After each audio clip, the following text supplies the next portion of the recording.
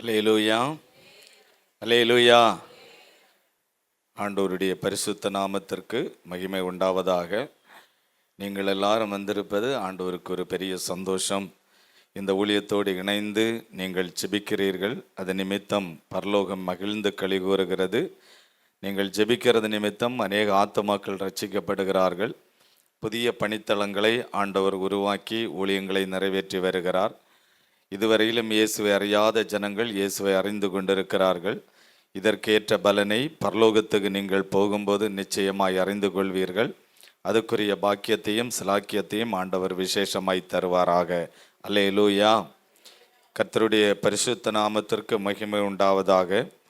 நேற்றைய தினத்திலே ஒருவர் மூலமாக எனக்கு ஒரிசா மாநிலம் ராம்பூர் என்கிற பகுதியில் ஊழியம் செய்யக்கூடிய ஒரு பகுதியிலிருந்து எனக்கு ஒரு வீடியோவாக ஒரு காரியத்தை எனக்கு அனுப்பப்பட்டு தந்திருந்தது. அதை பார்க்கும்போது உண்மையிலே என் உள்ளம் துக்கப்பட்டு வேதனைப்பட்டு, இயேசுவுக்காக ஊழியர்கள் படுகிற பாடுகள், பிரயாசங்கள், கஷ்டங்கள் இதையெல்லாம் பார்க்கும்போது கண்ணீர் தான் கண்களிலே வருகிறது. 2 நாளைக்கு முன்பு ஒரிசா மாநிலம் ரான்பூர் என்கிற பகுதியில் ஒரு ஊழியக்காரரை சில மத தீவிரவாத அமைப்புகள் அடித்து கால்களை துன்புறுத்தி, அந்த வீடியோவை நீங்கள் பாருங்கன்னா பாருங்களா, உங்களுக்கு தெரியுதா பாருங்க.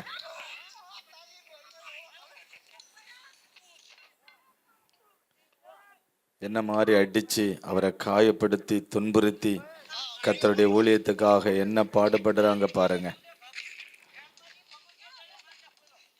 இது ஆண்டவர் சித்தமாக இருந்தால் அடுத்த வாரம் நமக்கு ஒரு டிவி நமக்கு வந்துடும். பெரிய 65 இன்ச்சுக்கு அளவுக்கு ஒரு பெரிய ஒரு டிவி நமக்கு கிடைக்கும். அதை அடுத்த வாரத்தில் நமக்கு அதை ஃபிட் பண்ணி இதையெல்லாம் உங்களுக்கு தேசத்தில் என்ன நடக்கிறது என்பதை காண்பிப்பதற்கு அதை நாம் இந்த வீடியோவும் உங்களுக்கு அடுத்த வாரத்தில் காண்பித்து தரப்படும். நீங்கள் இதையெல்லாம் கருத்தில் வைத்து இந்தியா முழுவதும் ஆண்டவருடைய ஊழியத்தை செய்கிற எல்லா ஊழியர்களுக்காக டெனாமினேஷன் பாகுபாடு இல்லாமல் எல்லா ஊழியர்களும் பாதுகாக்கப்பட, எல்லா ஊழியர்களையும் கர்த்தர் ஆசீர்வதிக்க நம்ம எல்லாரும் ஜெபிக்கணும். மத தீவிரவாத அமைப்பினுடைய அந்த தீவிரங்கள் பயங்கரமாக இருக்கிறது தேசம் முழுவதும்.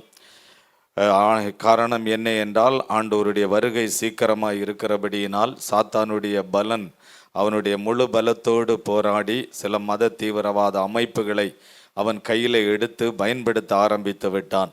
இயேசுவை ஒரு பக்கம் மறுதலிக்க வேண்டும் என்று, இயேசு கடவுள் இல்லை என்று சொல்லுகிறது வரையிலும் உன்னை நாங்கள் அடித்து துன்புறுத்தி காயப்படுத்துவோம் என்று பயப்படுத்துவது, மனைவிக்கு கண்முன்னே கணவனை துன்புறுத்துவது, அந்த மனைவியை மறுதலிக்க வைப்பது, இப்படிப்பட்ட சில காரியங்கள் எல்லாம் நம்ம இந்திய தேசத்தில் நடக்கிறது.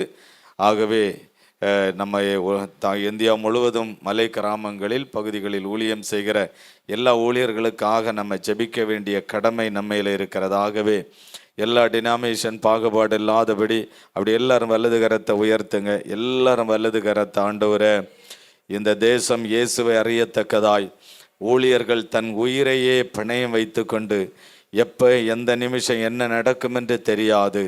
ஆனால் கர்த்தருக்காக ஆண்டவருக்காக எல்லாவற்றையும் சகித்து, ஆண்டவரே, மரணத்துக்கும் ஊழியர்களுக்கும் ஓரடி தூரத்தில் நின்று கொண்டு, மத தீவிரவாத அமைப்புக்கு முன்னாக நின்று கொண்டு, இயேசுவே ஆண்டவர் என்று முழங்கக்கூடிய, இயேசுவே தெய்வம் என்று சொல்லக்கூடிய ஆண்டவரே, அப்படிப்பட்ட ஊழியர்களை நாங்கள் நினைத்து பார்க்கிறோம். ஆண்டவரே, இந்தியா முழுவதும் காடுகளிலே மலைகளிலே தீவிரவாத அமைப்புகளுக்கு மத்தியிலே ஊழியம் செய்கிற எல்லா ஊழியர்களுக்காக நாங்கள் ஜெபிக்கிறோம். ஆண்டவரே, எல்லா ஊழியர்களையும் கர்த்தர் பாதுகாப்பீராக, எல்லா ஊழியர்களையும் கர்த்தர் காத்துக்கொள்ளுவீராக. ஆண்டவரே, ஊழியர்களுக்கு எந்த சேதமும் வராதபடி ஆண்டவர் காக்கும்படி நாங்கள் ஜெபிக்கிறோம். ஆண்டவரே, இன்றைக்கு கூட ஆண்டவரே, அந்த கான்பூர் என்கிற அந்த பகுதியிலே ஒரு ஊழியரை அடித்து துன்புறுத்தி காயப்படுத்தி குற்றுயிராய் ரோட்டிலே ஆண்டவரே அந்த காட்சியை நாங்கள் பார்க்கும்போது எங்கள் உள்ளம் காயப்பட்டு போகிறது. ஆண்டவரே, அவரை அடித்தவர்களை, அந்த மத தீவிரவாத அமைப்பை நாங்கள் ஆண்டவரே நாங்கள் மன்னிக்கிறோம். ஆண்டவரே, இயேசுவே நாங்கள் மன்னிக்கிறோம். ஆண்டவரே, ஆண்டவரே. இயேசுவே நாங்கள் மன்னிக்கிறோம் ஆண்டவரே. பவுல் ஒரு காலத்தில் ஆண்டவரே சவுலாய் இருந்தபோது ஆண்டவரே ஜனங்களை அடித்து துன்புறுத்தி காயப்படுத்தி அவனை ஆண்டவர் ரட்சித்தது போல இப்படிப்பட்ட ஒவ்வொரு மனிதனையும் கர்த்தர் ரட்சிக்கும்படி, ஒவ்வொரு மனிதனையும் இயேசுவை அறியும்படி ஆண்டவரே அவன் ஊழியக்காரனாய் எழும்பும்படி ஆண்டவரே நாங்கள் ஜெபிக்கிறோம்ப்பா. கர்த்தாவே, ஊழியர்களை எல்லாம் கர்த்தர் ஆசீர்வதிக்க போறதுக்காய் பாதுகாக்கிற அன்பிற்காக நாங்கள் ஆண்டவரை துதிக்கிறோம். கர்த்தருடைய நாம மகிமைப்பட போறதுக்காய் எல்லாரும் கர்த்தரை ஸ்தோத்திரம் பண்ணுங்க. எல்லாரும் ஸ்தோத்திரம் பண்ணுவோம். ஸ்தோத்திரம், ஸ்தோத்திரம், ஸ்தோத்திரம். தொடர்ந்து உலகம் முழுவதும் நடக்கிற யுத்தங்களை குறித்து நீங்கள் கேள்விப்படுவீர்கள். நேற்று முந்தான் 2 நாளைக்கு முன்பு கிட்டத்தட்ட பெரிய தலைவர்கள் எல்லாரும் ஒன்று கூடி 12 மணி நேரம் பேச்சுவார்த்தை நடத்தி அந்த பேச்சுவார்த்தை தோல்வியாய் முடிந்ததுனால அங்கு மறுபடியும் நேற்றைய தினத்திலே ஈரான் இஸ்ரேல் மேலே ஒரு பயங்கரமான குண்டு போட்டு பயங்கர பேரழிவுகள் ஏற்பட்டது.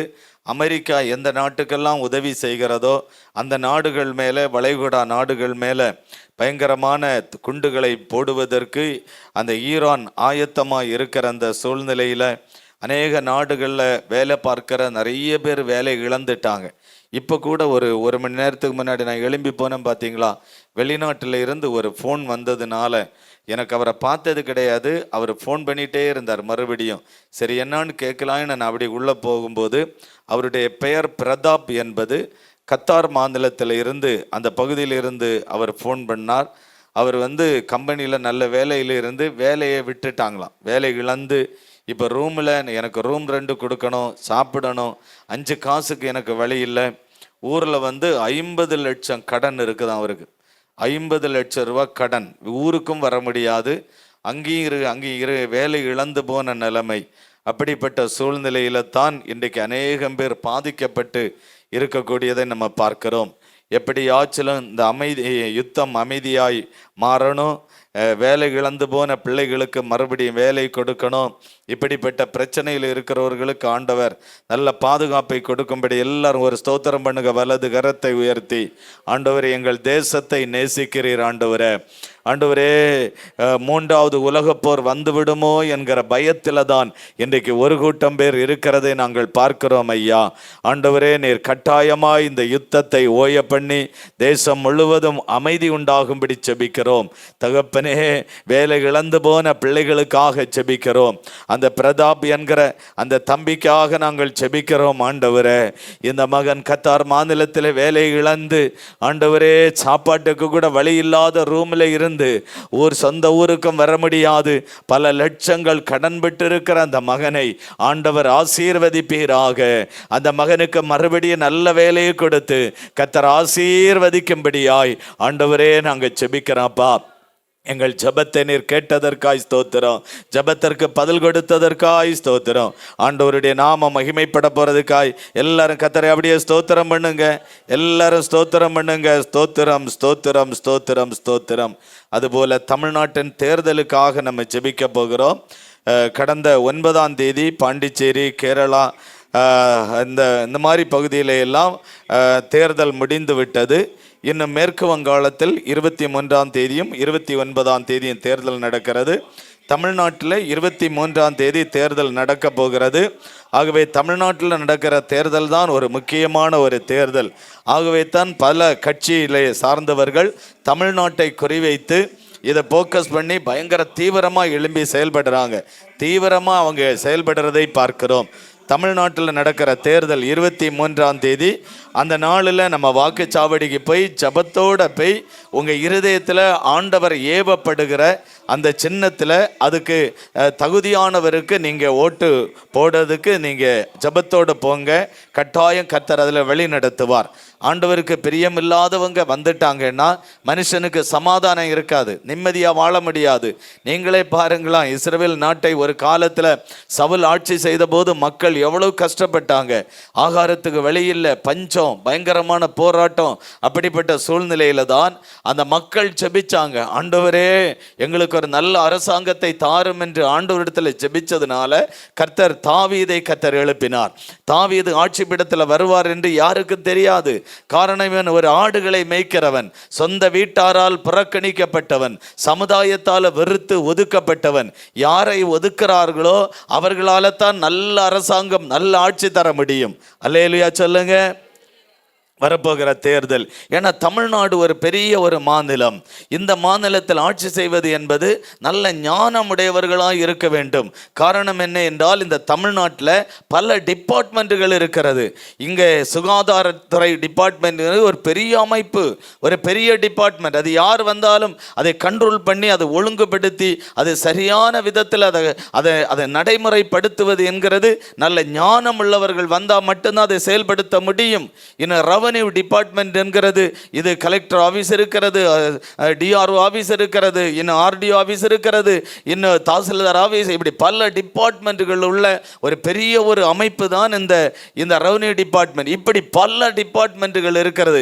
எல்லாவற்றையும் ஒரு முதலமைச்சர் கண்காணித்து கண்ட்ரோலில் கொண்டு வந்து, அப்படிப்பட்ட ஒரு நல்ல முதல்வர் இருந்தால் மட்டும்தான் தமிழ்நாட்டில் நமக்கு மக்களுக்கு வந்து சேர வேண்டிய நல்ல விஷயங்கள் வரும்.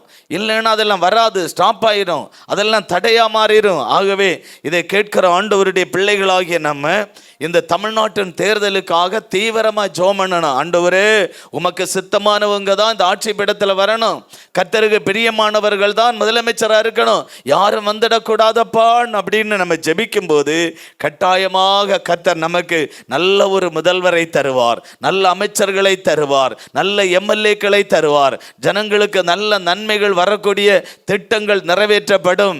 ஆண்டவர் அந்த காரியத்தை செய்வார். அப்படியே வலது கரத்தை உயர்த்தி வரப்போகிற தேர்தலுக்காக எல்லாரும் ஜெபம் பண்ணுங்க, எல்லாரும் ஜெபிங்க. ஆண்டவரே, 23ஆம் தேதி தமிழ்நாட்டில் நடக்கிற தேர்தலுக்காய் ஜெபிக்கிறோம்.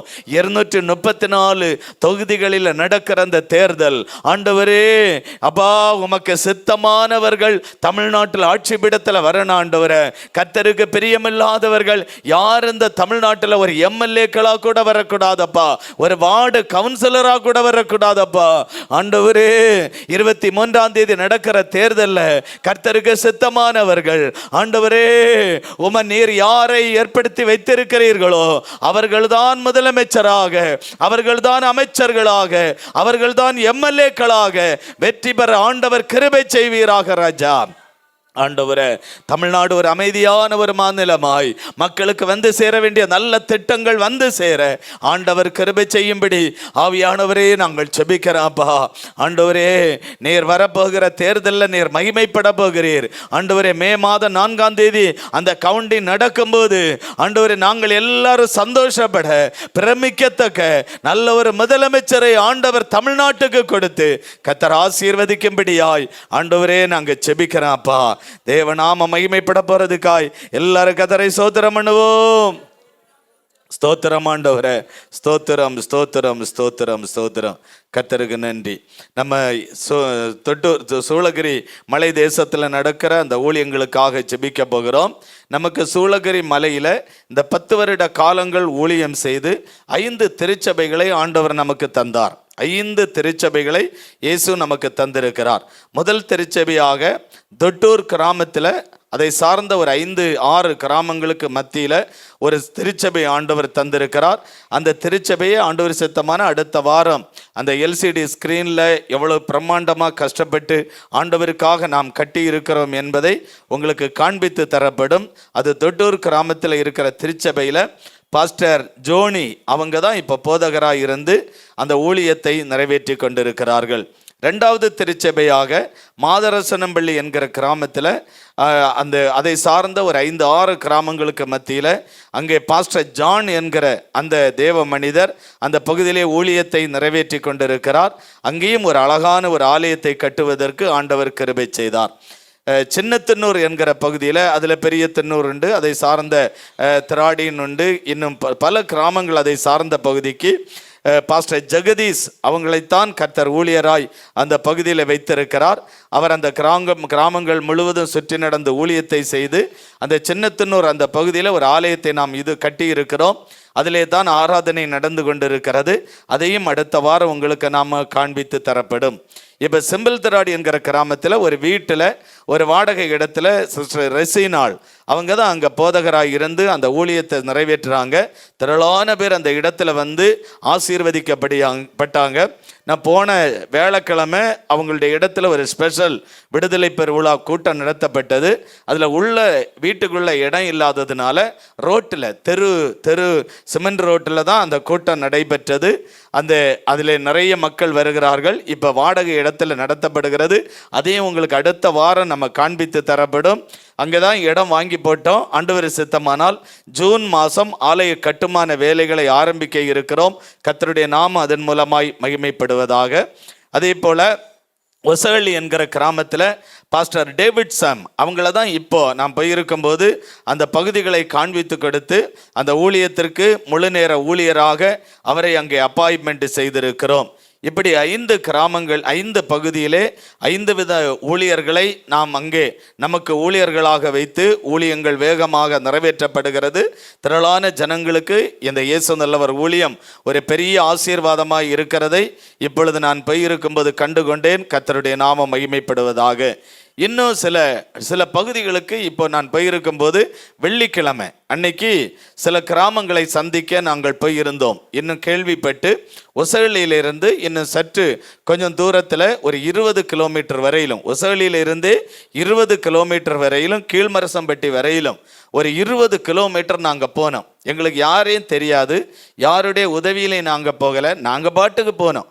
நானும் இந்த ஒசகள்ளி பாஸ்டருமாக வாகனத்தில் நாங்கள் போனோம். போகும்போது நாங்கள் ஜெபம் பண்ணி கொண்டு, ஆண்டவரே உமக்கு சித்தமாக இருந்தால் சில கிராமங்களை காமிச்சு கொடுங்க, அந்த கிராமத்தில் நாங்கள் இயேசு அறிவிக்க வேண்டுவதாக இருந்தால் சில மனிதர்களுடைய உதவி எங்களுக்கு தேவை, அதில் அப்படிப்பட்ட மனிதர்களை எங்களுக்கு நீங்கள் காண்பிச்சு கொடுத்தா நாங்கள் அந்த பகுதியில் ஊழியம் செய்து ஆத்துமாக்களை ஆதாயப்படுத்த நாங்கள் கடந்து வருவோம் ஆண்டவரேன்னு சொல்லி ஜெபம் பண்ணி கொண்டு நாங்கள் அந்த பகுதிக்கு போனோம்.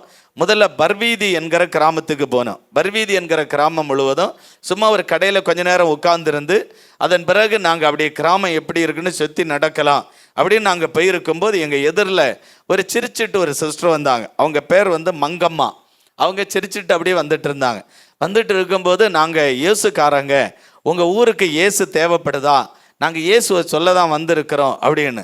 ஆமாம் ஐயா, நான் என் ஓசூர்ல இருந்து அந்த பக்கம் கிளமங்கலம் தாண்டி இன்னும் ஏதோ ஒரு சில கிராம ஊரில் இருந்து தான் என்னை கல்யாணம் பண்ணிட்டு வந்தே 22 வருஷத்துக்கு மேலே ஆயிடுச்சு.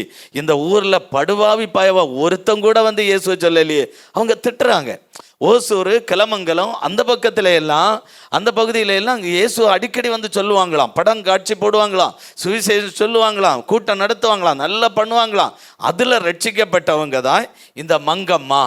இப்போ அந்த மங்கம்மாவுக்கு ஊர் வந்து பர்வீதியில் போய் இயேசுவை சொன்ன உடனே அந்த அம்மா சொல்கிறாங்க, படுபாவி பயவ, ஏதோ அவங்க லேஜுவேங்களை என்னமோ திட்டுறாங்க, ஒரு பய கூட அந்த கிராமத்தில் வந்து இயேசுவையே சொல்லலப்பா, இயேசுவை சொல்லுங்க, நீங்கள் வந்திருக்கிறது சந்தோஷம், என் வீடை உங்களுக்கு இயேசு நடத்துறதுக்கு தாரேன் ஐயா, நீங்கள் வாங்க ஐயான்னு சொல்லி எங்களை பிடிச்சி 2 பேரையும் கொண்டு போய் ஒரு கடையில் கொண்டு போய் கலராக ஜூஸ் வாங்கி கொடுக்குறாங்க. நான் சொன்னேன், ஐயா அம்மா எனக்கு ஜூஸ் ரொம்ப ஓவராக குடித்தா என்னால் பிரசங்கம் பண்ண முடியாது, தொண்டையெல்லாம் பிடிச்சிரும், அதனால் மன்னிச்சுக்கோங்க. இல்லை தொண்டை கிழிஞ்சாலும் கராயில் குடிங்க, இதை என்ன ஆனாலும் பரவாயில்ல, நீங்கள் குடிங்க இதை அப்படின்னு சொல்லி கட்டாயப்படுத்தி நான் சோத்திரம் பண்ணிட்டு அந்த கலர்களை வாங்கி குடித்து அந்த அளவுக்கு கிராமத்தில் ஜனங்களுடைய அன்பை பாருங்க. அன்புள்ள மக்கள், கிறிஸ்தவர்களை ஊழியர்களை நேசிக்கக்கூடிய மக்கள். இந்த மக்களுக்கு இயேசுவை சொல்லுவதற்குத்தான் ஆட்கள் இல்லை, இயேசுவை சொல்ல ஆள் இல்லைங்க, இயேசுவை சொல்ல ஆள் இல்லை. அந்த கிராமத்தில் போனோன்னு அந்த மங்கம்மா அவங்க ஃபோன் நம்பர் வாங்கினாங்க. நானும் அவங்களுடைய ஃபோன் நம்பரை வாங்கி வச்சு கூப்பிட்ட உடனே, ஐயா இனி எப்போ வருவீங்க சொல்லுங்க, நான் 10 ஆளுகளை கூட்டணுமா, 10 வீட்டுக்கு கூட்டிகிட்டு போகணுமா, நான் என்ன செய்யணும் சொல்லுங்க, எங்களுக்கு இயேசு வேணும் அப்படின்னு ரொம்ப தீவிரமாக ஸ்பீடாக சொல்லுவாங்க. எல்லாம் 120 கிலோமீட்டர் ஸ்பீடில் போனால் அந்த வேகத்தில் நிற்கிறாங்க பர்வீதியில். அப்படி ஆண்டவர் அந்த மகளை அந்த கிராமத்தில் தந்ததற்காய் எல்லாரும் ஆண்டவரை சோத்திரம் பண்ணுங்க, எல்லாரும் சோத்திரம் பண்ணுங்க. ஆண்டவரே, பர்வீதி கிராமத்தில் அந்த மங்கம்மா என்கிற சகோதரியை ஆண்டவர் எழுப்பி தந்தீர், அவங்க மூலமாய் அந்த கிராமத்தில் சுவிசேஷம் அறிவிக்கப்படணும் ஆண்டவரே, அதன் மூலமாய் கர்த்தருடைய நாமம் மகிமைப்படுவதாக. அதன் பிறகு அதில் இருந்து அடுத்தது குட்டைன்னு ஒரு ஊர் போனோம். அதுவும் ஒரு கொஞ்சம் பெரிய கிராமம். குட்டைன்னு ஒரு அப்படின்னா ரோட்டில் இருந்து பள்ளம், ரொம்ப பள்ளத்தில் ஒரு கிராமம் இருக்குது. அதனாலே இருக்குன்னு நினைக்கும் குட்டை. குட்டை அந்த கிராமம். அதன் பிறகு மேல்மரசம்பட்டி, கொஞ்சம் தூரத்தில் போனால் மேல்மரசம்பட்டி போனோம். அதன் பிறகு கீழ்மரசம்பட்டியில் போனோம். கீழ்மரசம்பட்டிக்கு நாங்கள் போயிட்டு இருக்கும்போது அந்த இடத்துல ஒரு ஒரு ஒரு ஐயா வரார். அவருடைய பெயர் வந்து காவேரி கவுண்டர். அவருடைய பெயர் வந்து காவேரி கவுண்டர். நல்ல பக்கடா மாதிரி மீசையெல்லாம் வச்சிருக்காரு, கவுண்டர் மாதிரி தான் இருக்கார். அப்படி இருக்கார், வேட்டி சட்டையெல்லாம் போட்டிருக்காரு. அப்படியெல்லாம் போட்டுட்டு அதில் வந்தார். அதில் வந்த ஐயா, வணக்கம் ஐயா, நல்லா இருக்கீங்களா? ஆமாம் நல்லா இருக்கேன். நீங்கள் யார் ஐயா அப்படின்னு, என்ன ஊர் நீங்கன்னு கேட்டாங்க. நாங்கள் தொட்டூரில் இருந்து வரோம். எதுக்குங்க வந்திருக்கீங்கன்னு கேட்டார். நாங்கள் இயேசுவை சொல்ல வந்தேன் ஐயா. உங்கள் ஊருக்கு இயேசு வேணும் ஐயான்னு கேட்டால், இயேசுன்னா அந்த ஒரு கடவுள் சாமி தானே, அவருக்கும் சரியா தெரியலை இயேசு. இயேசுன்னு சொன்னால் ஒரு சாமி தானே, கடவுள் தானே அப்படின்னு அவர் கேட்குறார். ஆமாம் ஐயா, இந்த உலகத்தையும் உண்டாக்குனாரு, உங்களையும் என்னையும் அவரை போல உண்டாக்குற ஒரு நல்ல கடவுள் ஐயா அவர். அந்த கடவுளை உள்ளத்தில் ஏற்றுக்கொண்டா நீங்கள் வாழ்க்கையில் சமாதானமாக வாழ்வீங்க, சந்தோஷமாக வாழ்வீங்க, நிம்மதியான ஒரு வாழ்க்கை வாழ்வீங்க இப்படின்னு சொன்ன உடனே, ஐயா எந்த சாமி எவனை கூப்பிட்டு என்னையா பிரயோஜனம், என் வீட்டில் நடந்த கொடுமையை உங்களுக்கு சொல்கிறேன் வாங்க ஐயான்னு சொல்லி எங்களை அவருக்கு வீட்டுக்கு கூட்டிகிட்டு போயிட்டார். வீட்டிலே கூட்டிகிட்டு போனார். வீட்டில் கூட்டிகிட்டு போய் அங்கே உட்கார வச்சு, அவருக்கு 4 பிள்ளைகள் இருந்திருக்காங்க. 4 பிள்ளைகளில் அதில் ஒரு பையன் 26 வயசு. அவனை ஃபோட்டோவை காட்டி கொடுக்காங்க. உண்மையிலே நல்ல சௌந்தரியமான ஒரு பையன். 26 வயசில் திடீர்னு அந்த பையன் இறந்து போனானா. அந்த கவுண்டருடைய, காவேரி கவுண்டருடைய பையன் 26 வயசில் அந்த பையன் இறந்து போயிட்டான்.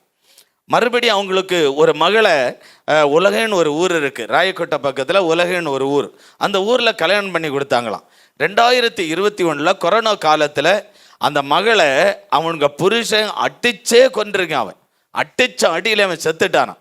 அதுக்கு பிறகு டாக்டர்கிட்ட போய் இது கொரோனான்னு சர்டிஃபிகேட் வாங்கி அந்த அந்த அவங்கள புதைச்சி இவங்களால எதுவும் செய்ய முடியாத ஒரு நிலைமை. ஒரு பையன் 26 வயசில், ஒரு மக அந்த மாதிரி சின்ன வாலிப வயசில் அவளும் இறந்து, இப்போ பெங்களூர்ல இருந்து ஒரு மகளை மறுபடியும் பெங்களூர்லேருந்து கட்டி கொடுத்துருக்காங்க. அந்த மக வந்து மனநிலை பாதிக்கப்பட்டு வீட்டில் இருக்காங்க. நாங்கள் வீட்டில் போய் அந்த மகளுக்காண்டி ஜெபம் பண்ணி 3 பிள்ளைகள் பாதிக்கப்பட்ட ஒரு அப்படிப்பட்ட ஒரு குடும்பம். இனி ஒரு பையன், அவன் பெங்களூரில் ஸ்வீட்டு கடையில் ஸ்வீட்டு மாஸ்டராக இருக்கானா. அவங்களுடைய மருமகளுக்கு பேர் நாகவேணி. அந்த மகள் மட்டும்தான் கொஞ்சம் நல்லா இருக்கிறான். அவளுக்கு 4 பிள்ளைகள். இப்படி ஒரு பாதிக்கப்பட்ட ஒரு குடும்பம். இந்த குடும்பத்தில் அந்த சாமி எனக்கு நல்லது செய்வாரா, நிம்மதி தேர்வாரா, நீங்கள் சொன்ன மாதிரி சமாதானம் கிடைக்கும் ஐயா.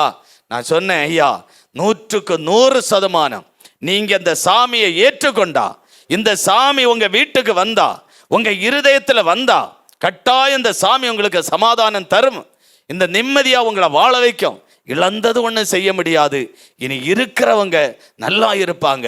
உங்கள் மக மனநிலை மாறி நல்ல நிலைமைக்கு வந்து நல்லா இருப்பாங்க. உங்கள் அந்த நல்லா இருக்கிற பையனும் மனைவியும் பிள்ளைகள் ஆசீர்வாதமாக இருப்பாங்க. உங்கள் குடும்பம் சமாதானமாக இருக்கும். உங்கள் ஆடு மாடுகள் மிருக ஜீவன்கள் நல்ல நல்ல நல்ல நல்ல பலன் தரும். உங்கள் விளைநிலங்கள் பலன் தரும். இந்த இயேசுவை ஏற்றுக்கொள்ளுங்க ஐயா. சொன்ன உடனே, சரி ஐயா, நான் என்னையா செய்யணும்? இந்த மேல்மரசம்பட்டி, கீழ்மரசம்பட்டி, இந்த குட்டை, அந்த ஏரியா எல்லாம் நம்ம கண்ட்ரோலில் உள்ள ஏரியாவுக்கு தான் ஐயா. எங்கள் பங்காளிங்க இருக்கிறாங்க, சொந்த பந்தங்கள் இருக்கிறாங்க. இவங்க எல்லாம் நமக்கு வேண்டப்பட்டவங்க தான். நான் ஒன்று சொன்னால் அவங்க மாட்டேன்னு சொல்ல மாட்டாங்க. அந்த மாதிரி மக்கள் ஐயா. நான் சொன்னேன், ஐயா அடுத்த முறை வரும்போது உங்கள் ஊரில் நாங்கள் ஒரு கூட்டம் போடுறோம். அந்த வர மக்களுக்கு எல்லாம் சாப்பாடு கொடுக்குறோம். அந்த மக்களுக்கு எல்லாம் நம்ம என்னெல்லாம் உதவி செய்ய முடியுமோ எல்லாம் செய்கிறோம். நீங்கள் ஒரு இடத்தை மட்டும் ஆயத்தப்படுத்தி தாங்க ஐயா. நானே நிற்கிறேன் ஐயா. இந்த ஊரில் முக்கியமானவங்களை எல்லாம் கொண்டு நிறுத்தினேன் ஐயா. எல்லா மக்களையும் கூப்பிடுறேன் ஐயா. கூப்பிட்டு நம்ம உங்கள் சாமியை சொல்லுங்க ஐயா, இது நல்ல சாமின்னு சொல்லுங்க ஐயா. எல்லா மக்களும் இந்த நல்ல சாமியை அந்த நம்பட்டும் ஐயா அப்படின்னு அவர் நமக்கு நல்ல ஒரு தைரியம் தந்தார். அப்போ மக்கள் கிராமங்களில் இயேசுவை ஏற்றுக்கொள்றதுக்கு ஆயத்தமாக இருக்கிறாங்க. சொல்லுவதற்குத்தான் இன்னைக்கு ஆட்கள் இல்லை. அல்லேலூயா. இப்போ இந்த பகுதிக்கு ஊழியம் செய்ய நமக்கு ஒசகலியிலேருந்து 20 கிலோமீட்டர் தான் பாருங்க. ஒசகலியில் 20 கிலோமீட்டர். இந்த ஒசகலி கிராமத்தில் நமக்கு 20 வருஷத்துக்கு முன்னே பிராங்கலின் ஒரு பாஸ்டர் ஊழியம் செஞ்சு அவரை இறந்துட்டார். 20 வருஷத்துக்கு முன்னே அவர் இறந்துருக்கிறார்.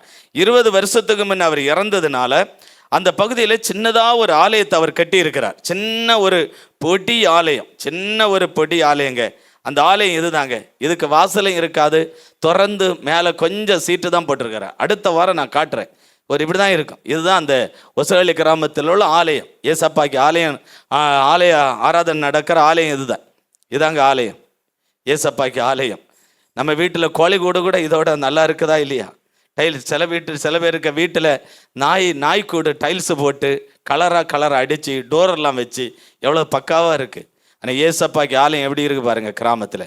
இதில் தான் அந்த ஒசரவள்ளியில் இவ்வளவு நாளும் நம்ம ஆராதனை நடத்தினோம். ஆகவே இந்த ஆலயத்தை சீர்படுத்த ஆண்டவர் சொல்லிட்டாருங்க. இந்த ஆலயத்தில் சீர்படுத்த ஆண்டவர் சொல்லியாச்சு. ஆகவே மே மாதம் 4ஆம் தேதி கட்டாயமாக அந்த பகுதியில் போய் இந்த ஆலயத்தை கூரை எல்லாம் எடுத்துட்டு செவர் எழுப்பி டோரெல்லாம் வச்சு அந்த கிரில்லெல்லாம் சைடெல்லாம் கிரில் போட்டு உள்ள நல்ல பலிபீடம் வச்சு நல்ல முறையில் ஒரு ஆலயத்தை முதல்ல சீர்படுத்தி கொடுக்கறதுக்கு 4ஆம் தேதி புறப்பட்டு போகணும். இதுக்காக எல்லாரும் தயவு செய்து நீங்கள் ஜெபம் பண்ணுங்க. இந்த ஆலயத்தில் ஒரு மிஷினரி, அவங்க டேவிட் சாம், அவங்கள தான் இந்த ஆலயத்தில் மிஷினரியாக நம்ம வைக்கிறோம். அதுக்கு பின்னாடி ஒரு ரூம் கட்டணும். அவங்க தங்கணும் பார்த்தீங்களா, கணவனும் மனைவியும் தங்கணும் என்கிறதுக்காக ஒரு ரூம் கூட கட்டணும். இது ஓரளவுக்கு சின்ன ஒரு செலவு வரக்கூடிய ஒரு காரியம் அதிலே. ஆகவே இந்த ஆலயம் கிராமத்தில் கட்டப்படணும்னு நீங்கள் விரும்புகிறவங்க கட்டாயமாய் ஜெபிங்க. நீங்கள் 4ஆம் தேதிக்கு முன்னாடி இல்லை, இதில் ஒரு பகுதி நான் கொடுக்குறேன் பிரதர், உதவி செய்கிறேன் பிரதர், கிராமத்தில் ஒரு ஆலயம் கட்டி எழுப்புங்க, அங்கே ஜனங்க ஆராதிக்கட்டும். பார்த்தீங்களா, இந்த காவேரி கவுண்டர் மாதிரி, இந்த மங்கம்மா மாதிரி உள்ள நிறைய பேர் அங்கே இருக்கிறாங்க. எனக்கு இயேசு வேணும், இயேசுவை நாங்கள் ஆராதிக்கிறோம், இயேசுவை நாங்கள் வாரோம் அப்படின்னு நல்ல ஆயத்தமாக இருக்கிறவங்க இருக்கிறாங்க. அவங்களை ஆதாயப்படுத்துறதுக்கு இந்த ஆலயத்தை கட்டணும். மே மாதம் 4ஆம் தேதி போய் இந்த ஆலயத்தை மறுபடியும் கட்டி எழுப்பி அந்த மாதம் கடைசிக்குள்ள பிரதிஷ்டை பண்ணி ஜூன் மாதத்திலிருந்து ஆலய ஆராதனை நடைபெற நம்ம எல்லாரும் தொடர்ந்து செபிப்போம். கர்த்தருடைய நாம மகிமைப்படும்படி எல்லாரும் எல்லாரும் ஜெபம் பண்ணுங்க, எல்லாரும் ஜெபம் பண்ணுங்க. ஆண்டவரே, ஒசரவள்ளி கிராமத்தில் இப்படி ஆண்டவரே ஒரு ஆலயம், இந்த ஆலயத்தை கட்டி எழுப்பணும் ஆண்டவரே. இதற்கு ஒரு பண தேவைகள் எதுவாக இருந்தாலும் கர்த்தர் சந்திக்கணும் ஆண்டவரே. கொடுக்கிறவங்களை கர்த்தர் எழுப்பணும் ஆண்டவரே. கொடுக்கிறவங்களை ஆசீர்வதிக்கணும் ஆண்டவரே. அவங்களுடைய குடும்பம், அவங்க பிள்ளைகள், அவங்க பேர குழந்தை வரையிலும் நல்லா இருக்கணும் ஆண்டவரே. பாதுகாப்பா இருக்கணும், ஆசீர்வாதமா இருக்கணும் ஆண்டவரே. குடும்பத்துக்கு எந்த நஷ்டங்களும் வந்துடக்கூடாது, தோல்விகள் வந்துடக்கூடாது. பிள்ளைகளுடைய வாழ்க்கை ஆசீர்வாதமா இருக்கணும் ஆண்டவரே. அப்பா, கிராமத்தில் இப்படிப்பட்ட ஏழைகள் மத்தியில் ஆண்டவரே ஒரு ஆலயம் கட்டுவது என்பது உம்முடைய உள்ளம் எவ்வளவு மகிழ்ச்சி அடையும் ஆண்டவரே, சந்தோஷப்பட ஆண்டவரே. ஆண்டவரே, இந்த கடைசி காலத்தில் கிராமங்களில் சபை வேணும்னு நீங்கள் விரும்புகிறீங்கப்பா ஆண்டவரே. அதை நாங்கள் செய்து முடிக்க கர்த்தர் எங்களை கரத்தை பலப்படுத்தும்படியாய் ஆண்டவரே நாங்கள் செபிக்கிறோப்பா. இந்த ஒசரவள்ளி கிராமத்தில் ஆண்டவரே ஊழியருக்கு தங்குறதுக்கு ஒரு இடமும் ஆண்டவரே ஒரு ஆலயமும் இருந்தா அவங்க அந்த பகுதியில் சுற்றி நடந்து இயேசு அறியாத மக்களுக்கு இயேசு அறிவிச்சு திரளான பேருக்கு அவங்க ஆசீர்வாதமாக இருப்பாங்களே ஆண்டவரே. கர்த்தர் அதை செய்ய போறதுக்காய் எல்லாரும் கர்த்தரை ஸ்தோத்திரம் பண்ணுவோம். எல்லாரும் ஸ்தோத்திரம் பண்ணுங்க. ஸ்தோத்திரம், ஸ்தோத்திரம், ஸ்தோத்திரம், ஸ்தோத்திரம், ஸ்தோத்திரம். அதே போல் நமக்கு சூளகிரி மலையில் இருக்கிற இந்த 5 திருச்சபைகளிலும் நமக்கு சிறுவர் ஊழியம் ரொம்ப முக்கியம். பிபிஎஸ் நிகழ்ச்சி, சிறு பிள்ளைகளை சபையிலே கொண்டு வந்து அந்த பிள்ளைகளுக்கு இயேசுதான் கடவுள் ஏன்னா பெரியவங்களுக்கு சொன்னால் மறந்துடுவாங்க, சின்ன பிள்ளைகள் மறக்கவே மறக்காது. இயேசுன்னு சொன்னால் மறக்காது, பாட்டு சொல்லி கொடுத்தா மறக்காது, நடனங்கள் சொல்லி கொடுத்தா மறக்காது அந்த பிள்ளைகளுக்கு. அப்போ சின்ன வயசுலேயே பிள்ளைகள் இயேசுவிலேயே அந்த பிள்ளைகள் வளர்ந்து வாலிப பருவம் வரும்போது நல்ல திடகாத்திரமாய் அந்த பிள்ளைகள் அந்த கிராமத்துக்கு ரொம்ப ஆசீர்வாதமாக இருப்பாங்க. ஆகவே வரக்கூடிய மே மாதத்தில் ஏப்ரல் 30, 1, 2, 3 தொட்டூர் கிராமத்தில் அடுத்த ஒவ்வொரு வாரமும் ஒவ்வொரு திருச்சபையில் இந்த நிகழ்ச்சிகள் பிபிஎஸ் நிகழ்ச்சி நடக்க போகிறது. இந்த நிகழ்ச்சி எல்லாம் நடத்துவதற்கு அந்த கிராமத்தில் பெரியவங்களும் வருவாங்க, சின்ன பிள்ளைகளும் வருவாங்க. அவங்களுக்கு சாப்பாடு கொடுக்கணும், வண்டி விட்டு கொண்டு வரணும், புக்ஸு கொடுக்கணும், கலர் பென்சில் கொடுக்கணும். இதெல்லாம் கொடுக்கும்போது ஒரு பிள்ளைக்கு குறைந்தது 100 ரூபாயாவது செலவழியும். 3 நாட்கள் தொடர்ந்து ஒரே சபையில் அந்த போர்ஷன் அந்த பிள்ளை எடுப்பாங்க, சொல்லி கொடுப்பாங்க, இயேசு ஆண்டவர்னு சொல்லி தருவாங்க. ஆகவே இந்த பிபிஎஸ் நிகழ்ச்சி நடத்த நம்முடைய ஜபம் தேவை, பணம் தேவை. இது ஒரு பெரிய தேவை. ஆகவே நாங்கள் கடந்த நாட்களில் ஒரு லீஃப்லெட் மாதிரி அடித்து எல்லாருக்கும் உண்டியல் இருக்கிறவங்களுக்கு அனுப்பினோம். அதில் ஒரு சில பேர் இப்போவே கொண்டு வந்து கொடுத்து இந்த ஊழியத்தை தாங்கினாங்க. இன்னும் சில பேர் வந்து இனி உள்ள நாட்களில் கொடுப்பதற்கு உதவி செய்வாங்க. நீங்கள் ஒருவேளை நீங்கள் வாங்காதவங்களாங்க இருந்தால் தயவு செய்து இன்னைக்கு கூட்டம் முடியும் போது நீங்கள் 5 லீஃப்லெட் உங்கள் ஃபேமிலியை சார்ந்தவங்க, இது ஒரு ஊழியம், சிறுவர்களுக்கு நம்மளால் முடிஞ்ச ஊழியம்.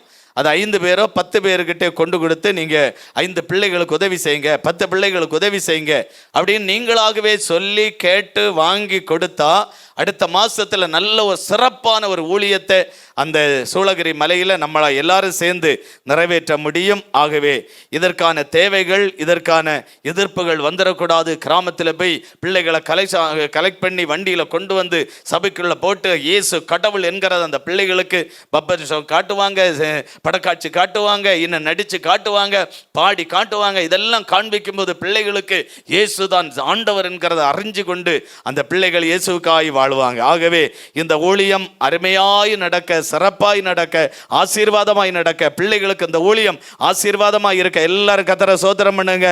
எல்லாரும் ஆண்டவரை அப்படியே ஸ்தோத்திரம் பண்ணுங்க. ஆண்டவரே, இந்த சிறுவர் ஊழியத்திற்காய் ஸ்தோத்திரம்.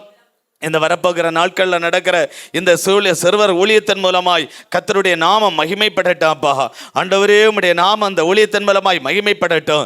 ஏராளமான சிறு பிள்ளைகள் ரட்சிக்கப்படட்டும். கிராமங்கள்லேருந்து சிறு பிள்ளைகள் திரளாய் ஆண்டவரே, திரள் கூட்டமாய் வரட்டும். ஆண்டவரே, வாகனத்தில் ஆண்டவரே பிள்ளைகளை கொண்டு வரும்போது எந்த எதிர்ப்புகளும் வரக்கூடாதபடி பிள்ளைகள் வந்து இயேசுதான் ஆண்டவர் என்கிறதை அறிந்து கொள்வார்களாக, இயேசுதான் கடவுள் என்பதை அந்த பிள்ளைகள் அறிந்து கொள்வார்களாக.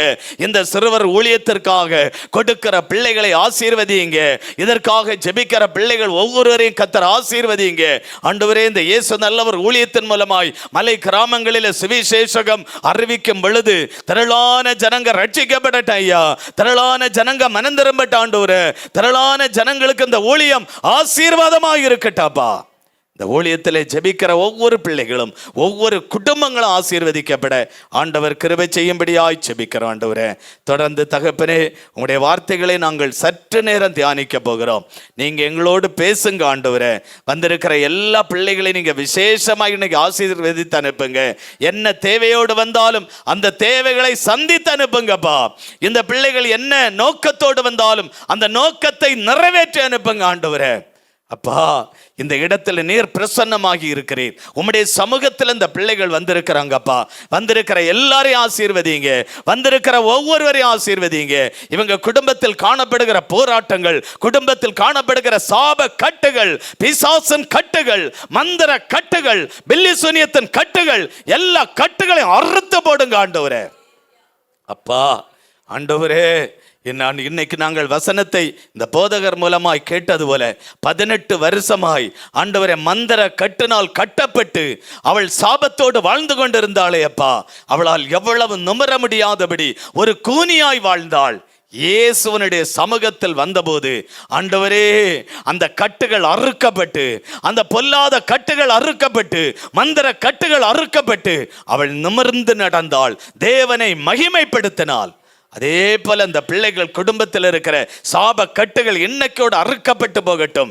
ஆண்டவரே, இருக்கிற சாபங்கள் அழியட்டும். அபியா, போராட்டங்கள் மாறட்டும். ஆண்டவரே, இந்த பிள்ளைகள் ஆண்டவருக்காய் வாழட்டும், கர்த்தருக்காய் வாழட்டும். நல்ல எதிர்காலத்தை தாரும், சமாதானமான வாழ்க்கை தாரும், நிம்மதியான வாழ்க்கை தாரும். ஆண்டவரே, பிள்ளைகள் படிக்கிறாங்க, படிப்பை ஆசீர்வதிங்கப்பா, படிப்பை ஆசீர்வதிங்க. ஆண்டவரே, படிக்கிற பிள்ளைகள் ஆசீர்வதிக்கப்படட்டும். வேலைக்காய் காத்திருக்கிற பிள்ளைகளுக்கு நல்ல வேலையை தாரும் அப்பா, நல்ல எதிர்காலத்தை தாரும். ஆண்டவரே, வெளிநாட்டில் ஆங்காங்கே வேலை செய்கிற எல்லா பிள்ளைகளையும் ஆசீர்வதிங்க. வெளிநாட்டில் இருக்கிற ஒவ்வொரு பிள்ளைகளும் தேவனால் ஆசீர்வதிக்கப்படுவார்களாக. பரம தகப்பனே, இந்த பிள்ளைகளை நீர் ஆசீர்வதிக்கும்படி உம்முடைய வல்லமையுள்ள கரத்தை நீரே நீட்டி விட்டீர். ஆண்டவரே, ஒவ்வொருவருடைய தலைமையில் ஆண்டவருடைய கரம் வைக்கப்பட்டதற்காய் ஸ்தோத்திரம். விடுதலை வெளிப்பட்டதற்காய் ஸ்தோத்திரம். கட்டுகள் அறுக்கப்பட்டதற்காய் ஸ்தோத்திரம். சாபங்கள் ஒளிந்து போனதற்காய் ஸ்தோத்திரம். இனி ஒரு ஆசீர்வாதமான வாழ்வை தாரும், நிம்மதியான வாழ்வை தாரும் அப்பா. ஆண்டவரே, இந்த இடத்துல உம்முடைய தேசம் ரட்சிக்கப்பட, உம்முடைய ஜனங்கள் மனம் திரும்ப, உம்முடைய ஜனங்கள் ஆசீர்வதிக்கப்பட ஜெபிக்க வந்திருக்கிற பிள்ளைகள் யாவரையும் கர்த்தர் ஆசீர்வதிப்பீராக. தகப்பனுடைய அன்பு நிறைந்த நல்ல கரத்துல ஆண்டவரே எங்களை தாழ்த்தி தருகிறோம். இயேசு கிறிஸ்துவின் நாமத்தில் ஜெபிக்கிறோம். ஜெபங்களின் ஜீவனுள்ள எங்கள் நல்ல பிதாவே, ஆமேன். அல்லேலூயா.